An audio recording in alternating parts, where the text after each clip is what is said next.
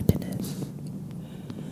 But even I, the last and the most forward pupil of the wise evocates, know not the name of that which I am fated to become ere tomorrow.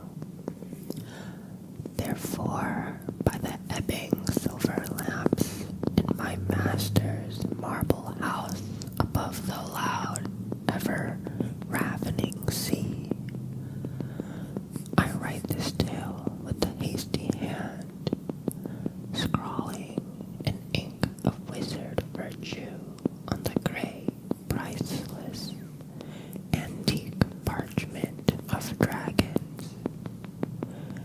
And having written, I shall enclose the pages in a sealed cylinder of orichalcum, and shall cast the cylinder from my high window into the sea, lest that which I am doomed to become should haply destroy the writing.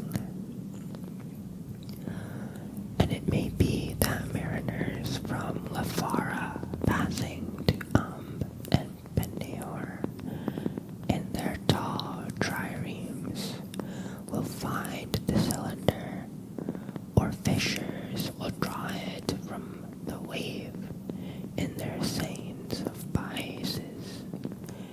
And having read my story, men will learn the truth and take warning, and no man's feet henceforward will approach the pale and demon-haunted house of Evocates. For 6 years I have dwelt apart with the aged master, forgetting youth and its wanted desires in the study of organic things. Together we have delved more deeply than all others before us in an interdicted lore. We have solved the keyless hieroglyphs that guard anti-human formulae. We have talked with the prehistoric dead. We have called up the dwellers in sealed crypts in fearful abysses beyond space. Few are the sons of mankind who have cared to seek us out among the desolate, wind-worn crags, and many, but nameless, are the visitants who have come to us from further bournes of place and time. Stern and white as a tomb, older than the memory of the dead, and built by men or devils beyond the recording of myth, is the mansion in which we dwell. Far below, on black, naked reefs, the northern sea climbs and roars indomitably, or ebbs with a ceaseless murmur, as of armies of baffled demons. And the house is filled evermore, like a hollow sounding sepulchre, with the drear echo of its tumultuous voices, and the winds wail in dismal wrath around the high towers, but shake them not. On the seaward side, the mansion rises sheerly from the straight falling cliff, but on the other sides there are narrow terraces grown with dwarfish crooked cedars that bow always beneath the gale. Giant marble monsters guard the landward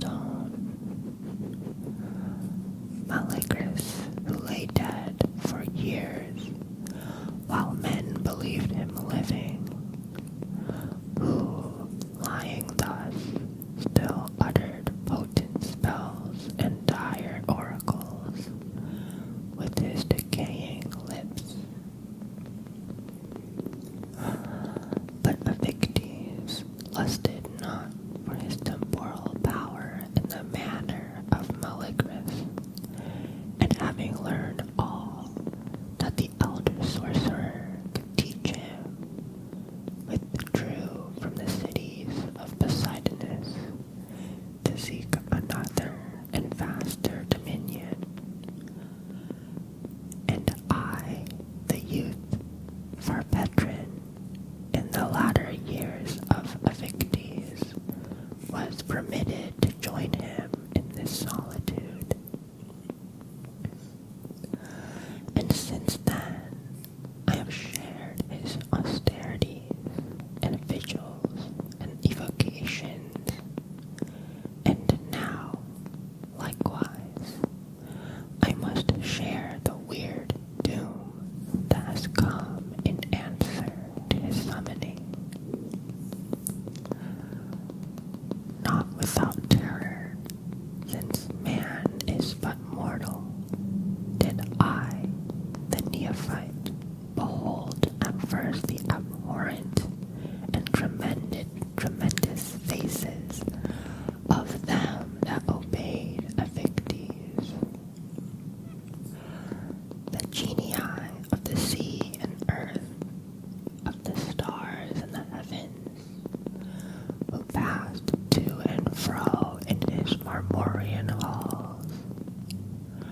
I shuddered at the black writhing of the submundane things, from the many-volumed smoke of the braziers. I cried in horror at the grey foulness, colossal, without form, that crowded malignly about the drawn circle of 7 colors, threatening unspeakable trespass on us that stood at the center. Not without revulsion did I drink wine that was poured by cadavers, and eat bread that was purveyed by phantoms. But use and custom dulled the strangeness, destroyed the fear, and in time I believed implicitly that Evictes was the lord of all incantations and exorcisms, with infallible power to dismiss the beings as he evoked. Well, had it been for Evictes and me, if the master had contented himself with the lore preserved from Atlantis and Thule, or brought over from Mu and Mayapan, surely this would have been enough. For in the ivory-sheeted books of Thule, there were blood-writ runes that would call the demons of the 5th and 7th planets, if spoken aloud at the hour of their ascent, and their sorcerers of Mu had left record of a process whereby the doors of far future time could be unlocked, and our fathers, the Atlanteans, had known the road between the atoms and the path far into the stars, and had held speech with the spirits of the sun. But Evictes thirsted for a darker knowledge, a deeper empery, and into his hands in the 3rd year of my novitiate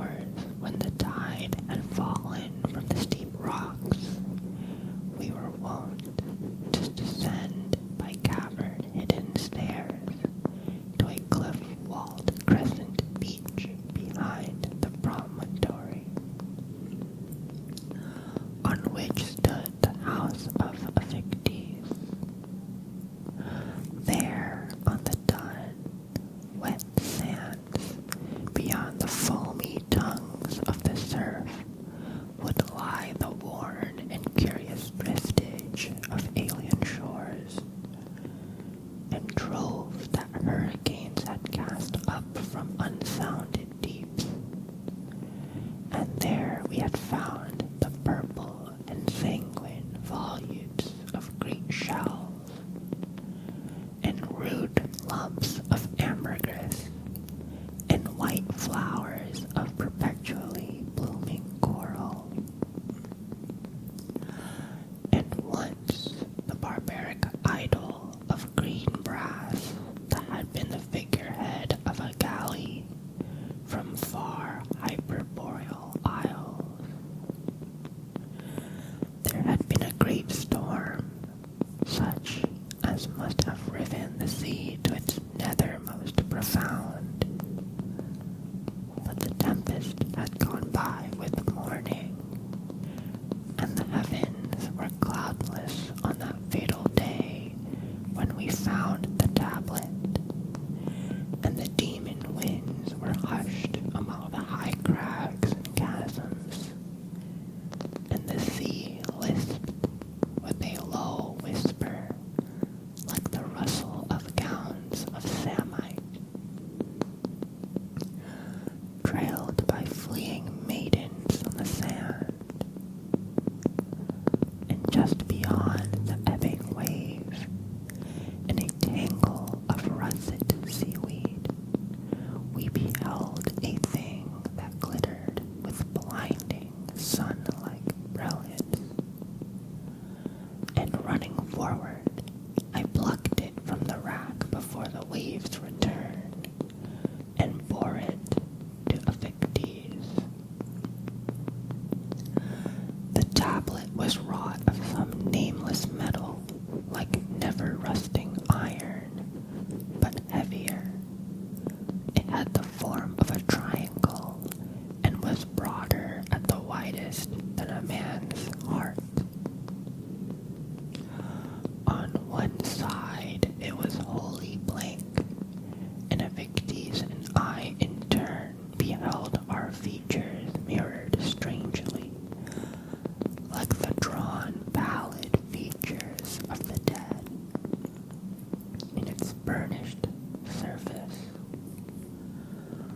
On the other side, many rows of small, crooked ciphers were incised deeply in the metal, as if by the action of some mordant acid, and these ciphers were not the pictorial symbols or alphabetic letters of any language known to the master or to me.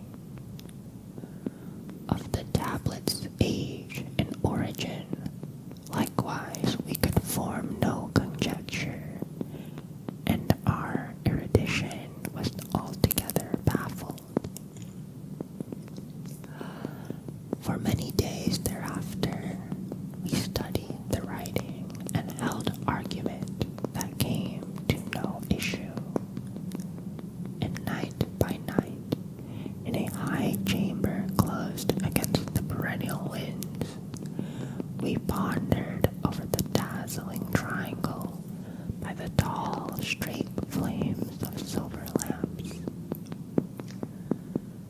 For Epictetus deemed that knowledge of rare value, or haply some secret of an alien or elder magic was holden by the clueless, crooked ciphers. Then, since all our scholarship was in vain, the master sought another divination, and had recourse to wizardry and necromancy. But at first, among the devils and phantoms that answered our interrogation, none could tell us aught concerning the tablet, and any other than Epictetus would have despaired in the end, and well would it have been if he had despaired, and had sought no longer to decipher the writing. The months and years went by with a slow thundering of seas on the dark rocks,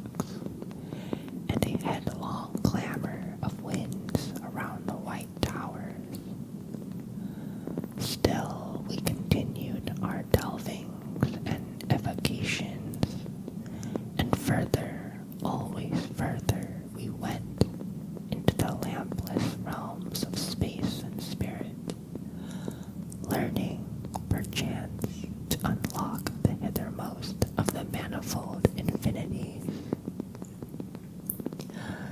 And at whiles, Evictes would resume his pondering of the sea-found tablet, or would question some visitant from other spheres of time and place regarding its interpretation. At last, by the use of some chance formula in idle experiment, he summoned upon the dim, tenuous ghost of a sorcerer from prehistoric years.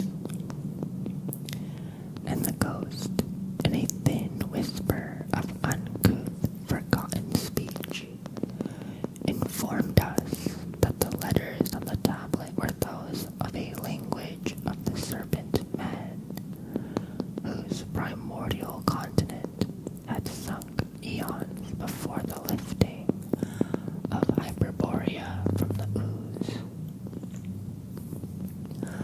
But the ghost could tell us not of their significance, for even in his time, the serpent people had become a dubious legend, and their deep anti-human lore and sorcery were things irretrievable by man. Now, in all the books of conjuration owned by Evictes, there was no spell whereby we could call the lost serpent men from their fabulous epoch. But there was an old Lemurian formula, recondite and uncertain, by which the shadow of dead man could be sent into years posterior to those of his own lifetime, and could be recalled after an interim by the wizard. And the shade, being wholly insubstantial, would suffer no harm from the temporal transition, and would remember for the information of the wizard that which he had been instructed to learn during the journey. So, having called again the ghost of the prehistoric sorcerer, whose name was Yabeth, Evictes made a singular use of several very ardent gums and combustible fragments of fossil wood, and he and I, reciting the responses to the formula, sent the thin spirit of Yabeth into the far ages of the serpent men. And after a time which the master deemed sufficient, we performed the curious rites of incantation that would recall Yabeth from its alienage, and the rites were successful, and Yabeth stood before us again, like a blown vapor that is nigh to vanishing.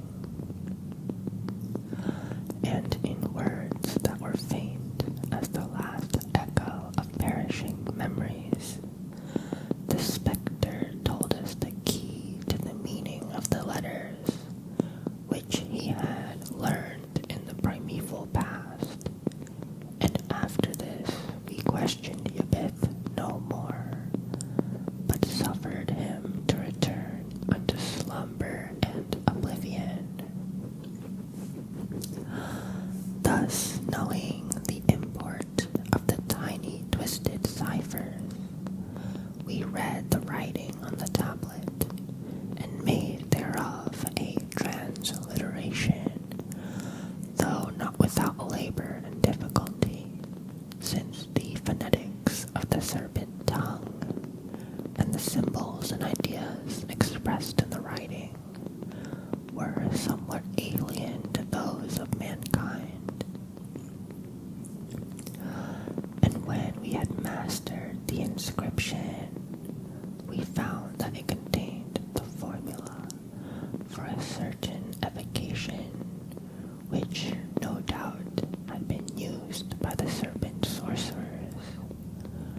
But the object of the evocation was not named, nor was there any clue to the nature or identity of that which would come in answer to the rites. And, moreover, there was no corresponding rite of exorcism, nor spell of dismissal. Great was the jubilation of Evictes, deeming that we had learned a lore beyond the memory or provision of man. And though I sought to dissuade him, he resolved to employ the evocation, arguing that our discovery was no chance thing, but was fatefully predestined from the beginning. And he seemed to think lightly of the menace that might be brought upon us by the conjuration of things whose nativity and attributes were wholly obscure. For, said Evictes, I have called up in all the years of my sorcery no god or devil, no demon or lick, no shadow which I could not control and dismiss at will. And I am loath to believe that any power or spirit beyond the subversion of my spells could have been summoned by a race of serpents, whatever their skill in demonism and necromancy. So, seeing that he was obstinate, and acknowledging him for my master in all the ways, I consented to aid Evictes in the experiment, though not without dire misgivings. And then we gathered together in the chamber of conjuration at the specified hour and configuration of the stars, the equivalent of sundry rare materials that the tablet had instructed us to use in the ritual. Of much that we did, and of certain agents that we employed, it were better not to tell, nor shall I record the shrill, sibilant words, difficult for beings not born of serpents to articulate, whose intonation formed a signal part of the ceremony.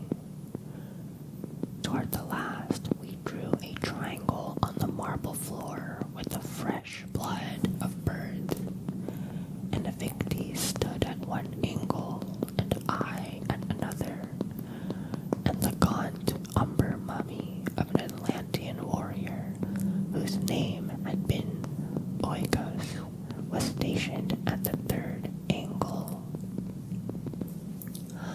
Standing thus, Evictes and I held tapers of corpse tallow in our hands, till the tapers had burned down between our fingers as into a socket, and in the outstretched palms of the mummy of Oikos, as if in shallow thurbles, talc and asbestos burned, ignited by the strange fire whereof we knew the secret.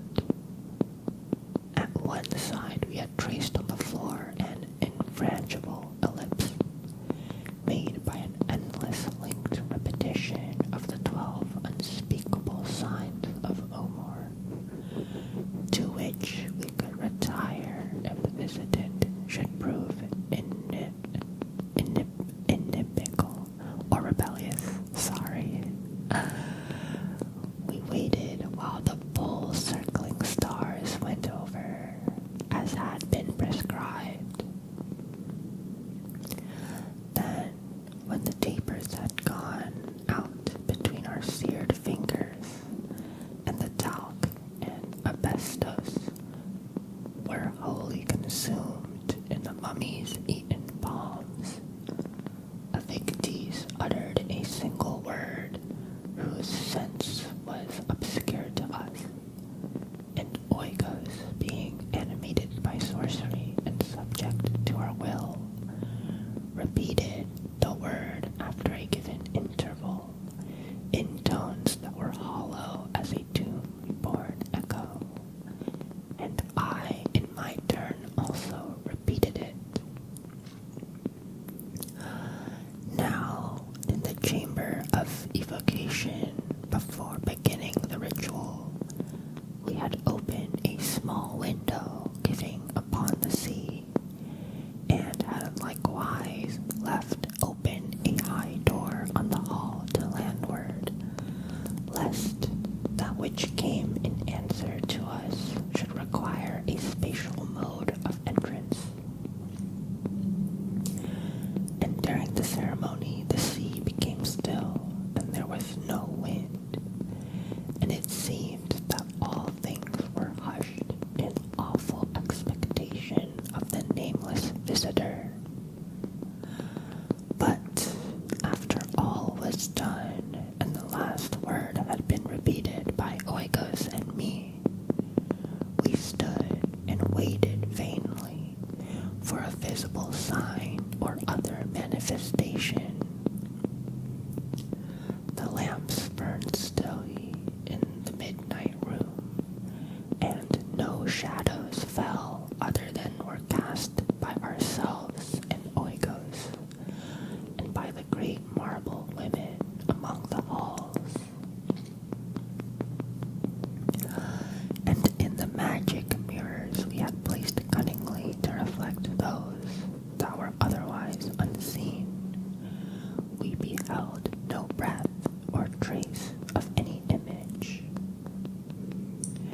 At this, after a reasonable interim, Evictes was sorely disappointed, deeming that the evocation had failed of its purpose, and I, having the same thought, was secretly relieved.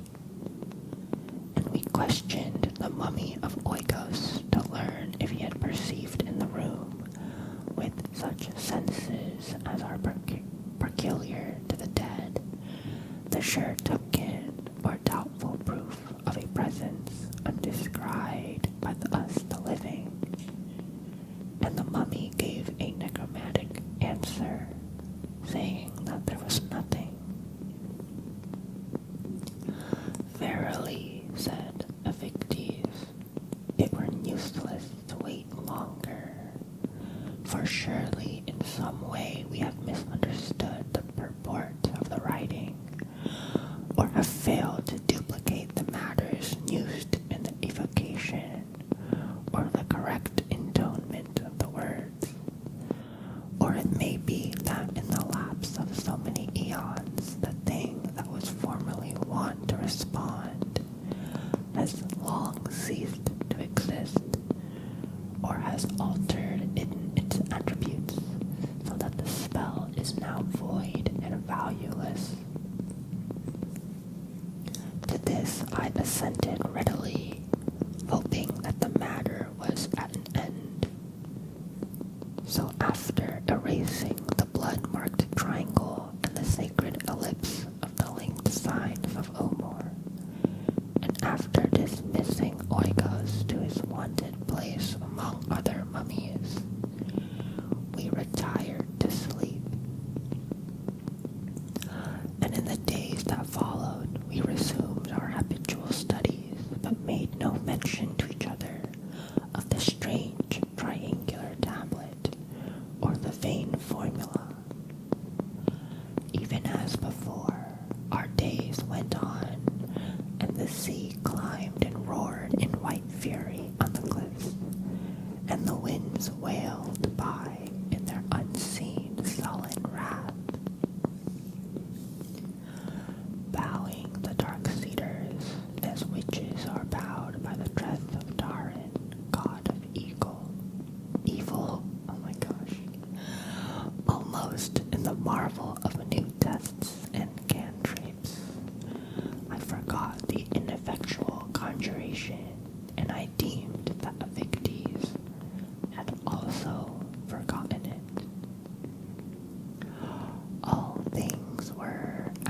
door to our sorceress perception, and there was naught to trouble us in our wisdom and power and serenity, which we deemed secure above the sovereignty of kings.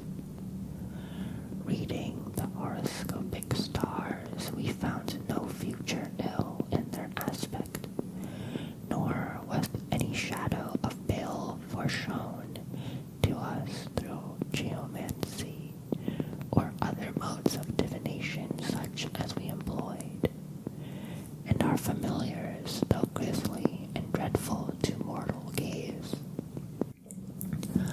were wholly obedient to us, the masters. Then, on a clear summer afternoon, we walked, as was often our custom, on the marble terrace behind the house. In robes of ocean purple, we paced among the windy trees with their blown crooked shadows, and there, following us as we went to and fro, I saw the blue shadow of Evictes and my own shadow on the marble, and between them an adumbration that was not wrought by any of the cedars. And I was greatly startled, but spoke not of the matter to Evictes, and observed the unspoken shadow with covert care.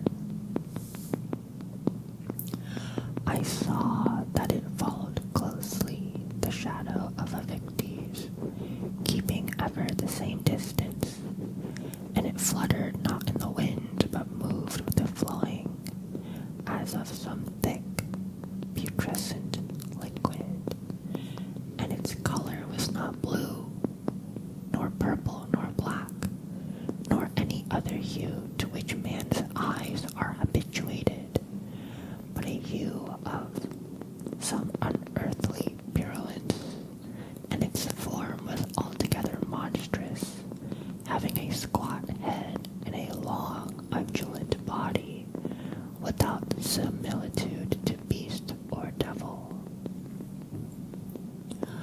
Evictes heeded not the shadow, and I still feared to speak, though I thought it was an ill thing for the master to be companioned thus. And I moved closer to him in order to detect by touch or other perception the invisible presence that had cast the adumbration. But the air was void to sunward of the shadow, and I found nothing opposite the sun, nor in any oblique direction, though I searched closely, knowing that certain beings cast their shadows thus. After a while, at the customary hour, we returned by the coiling stairs and monster-flanked portals into the high house, and I saw that the strange adumbration moved ever behind the shadow of Evictes, falling horrible and unbroken on the steps, passing clearly separate and distinct among the long umbrages of the towering monsters. And in the dim halls beyond the sun, where shadows should not have been, I beheld with terror the distorted, loathly blot, having a pestilent, unnameable hue that followed Evictes, as if in lieu of his own extinguished shadow. And all that day, everywhere that we went, at the table served by specters, or in the mummy-warded room of volumes and books, the thing pursued Evictes, clinging to him even as leprosy to the leper. And still the master had perceived it not, and still I forbore to warn him, hoping that the visitant would withdraw in its own time, going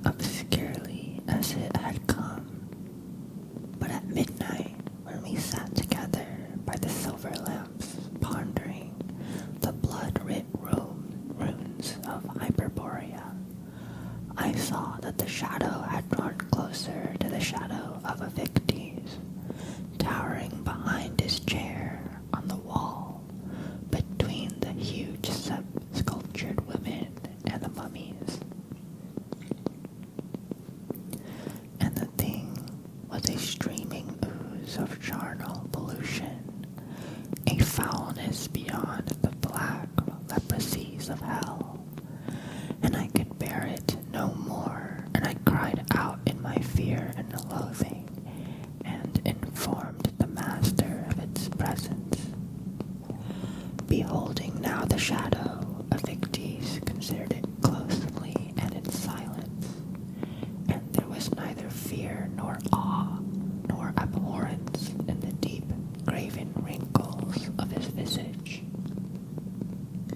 And he said to me at last, "This thing is a mystery beyond my lore, but never in all the practice of my art has any shadow come to me unbidden. And since all other of our evocations have found answer ere this,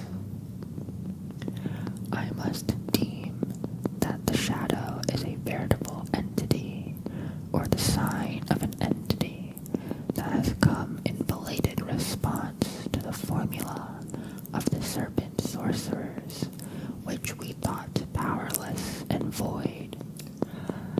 And I think it well that we should now repair to the chamber of conjuration, and interrogate the shadow in such a manner as we may, to inquire its nativity and purpose."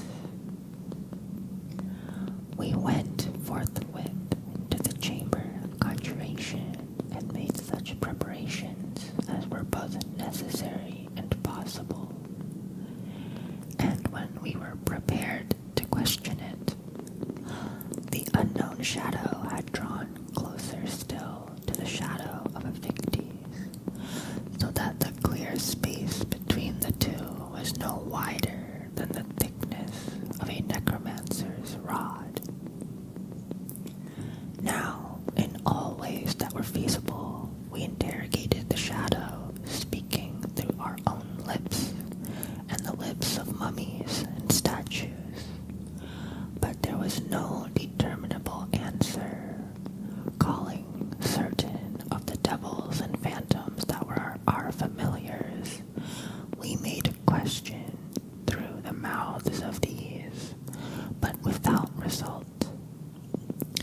And all the while our magic mirrors were void of any reflection of a presence that might have cast the shadow, and they that had been our spokesmen could detect nothing in the room. And there was no spell, it seemed, that had power upon the visitant. So Evictes became troubled, and drawing on the floor with blood and ashes of the ellipse of Umor, wherein no demon nor spirit may intrude, he retired to its center. But still within the ellipse, like a flowing taint of liquid corruption, the shadow followed his shadow, and the space between the two was no wider than the thickness of a wizard's pen. Now on the face of Evictes, horror had graven new wrinkles, and his brow was beaded with a deathly sweat. For he knew, even as I, that this was a thing beyond all laws, and foreboding naught but disaster and evil. And he cried to me in a shaken voice and said, "I have no knowledge of this thing, nor its intention toward me, and no power to stay its progress. Go forth and leave me now, for I would not that any man should witness the defeat of my sorcery, and the doom that may follow thereupon. Also,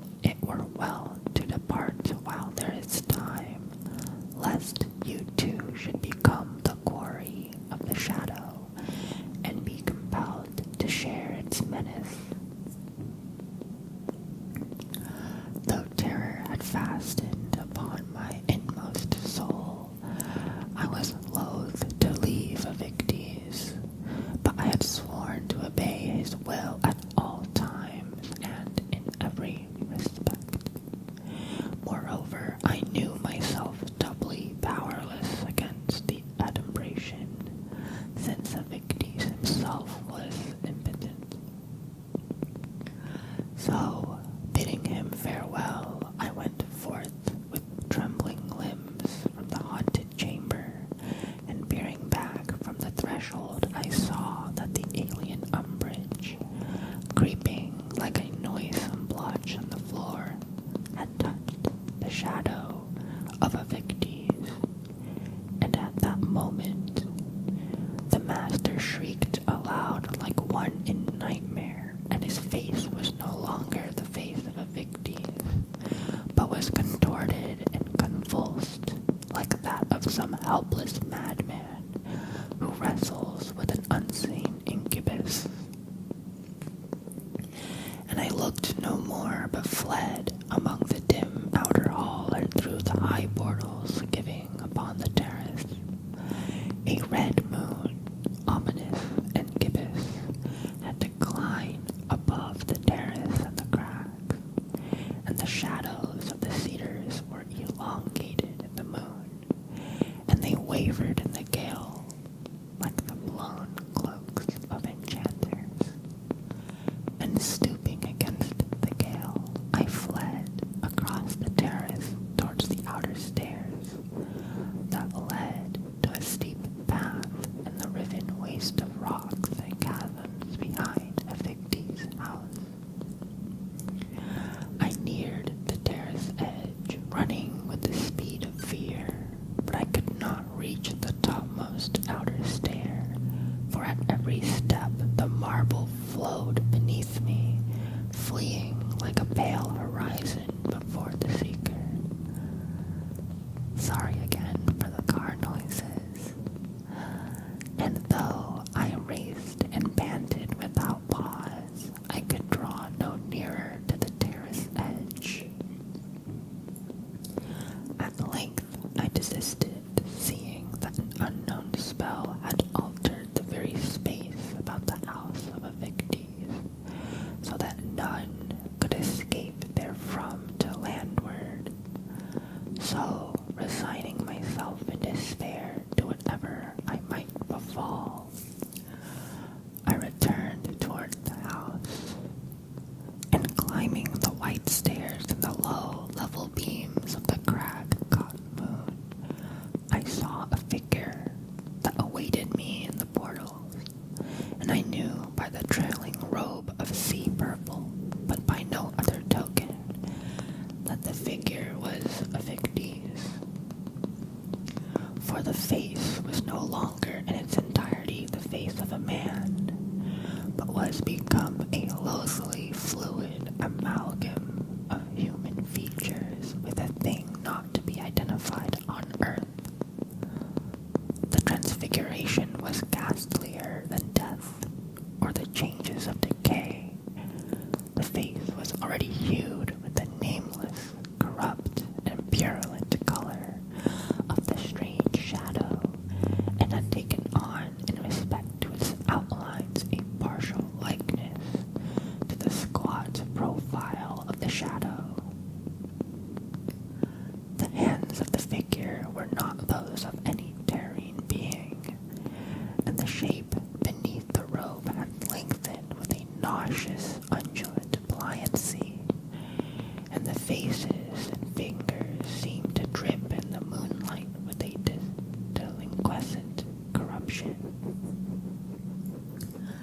And the pursuing umbrage, like a thickly flowing blight, had corroded and distorted the very shadow of Evictes, which was now double in a manner not to be narrated here. Fain would I have cried or spoken aloud, but horror had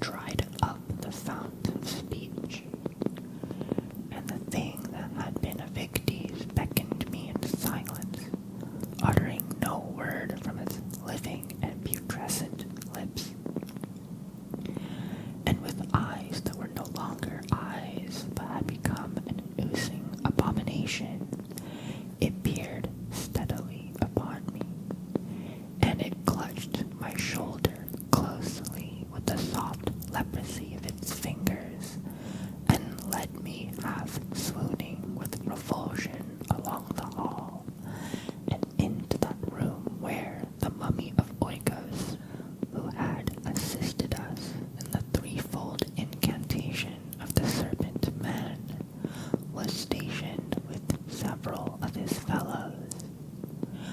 By the lamps which illumined the chamber, burning with pale, still perpetual flames, I saw that the mummies stood erect along the wall in their exanimate repose, each in his wonted place with a tall shadow beside him.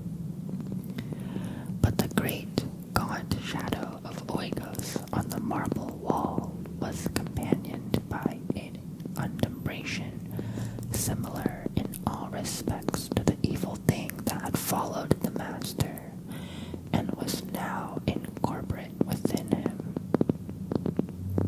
I remembered that Oikos had performed his share of the ritual, and had repeated an unknown stated word in turn after Evictes, and so I knew that the horror had come to Oikos in turn, and would wreak itself upon the dead even as on the living.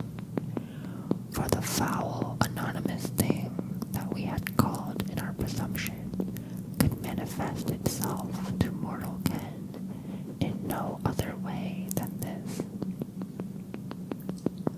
We had drawn it from unfathomable depths of time and space, using ignorantly a dire formula, and the thing had come at its own chosen hour to stamp itself in abomination uttermost on the evocators. Since then, the night has ebbed away, and a second day has gone by, like a sluggish ooze of horror. I have seen the complete identification of the shadow with the flesh and shadow of Evictes, and also I have seen the slow encroachment of that other umbrage, mingling itself with the lank shadow and the sere, bituminous body of Oikos, turning them into a similitude of the thing which Evictes has become. And I have heard the mummy cry out like a living man in great pain and fear, as with the throes of a second dissolution at the impingement of the shadow, and long since it had grown silent like the other horror, and I know not its thoughts or intent. And verily I know not if the thing has come to us, be one or several, nor if its avatar will rest complete with the three that summoned it forth into time, or be extended to others. But these things, and much else, I shall soon know, for now in turn there is a shadow that follows mine, drawing ever closer. The air congeals and curdles with an unseen fear, and they that were our familiars have fled from the mansion, and the great marble women seem to tremble where they stand along the walls. But the horror that was Evictes, and the second horror that was Oikos, have left me not, and neither do they tremble, and with eyes that are not eyes they seem to brood and watch, waiting till I too shall become as they, and their stillness is more terrible than if they had rended me limb from limb. And there are strange voices in the wind, and alien roarings upon the sea, and the walls quiver like a thin veil in the black breath of remote abysses. So, knowing that the time is brief, I have shut myself in my room of volumes and books, and have written this account, and I have taken the bright triangular tablet, whose solution was our undoing, lasted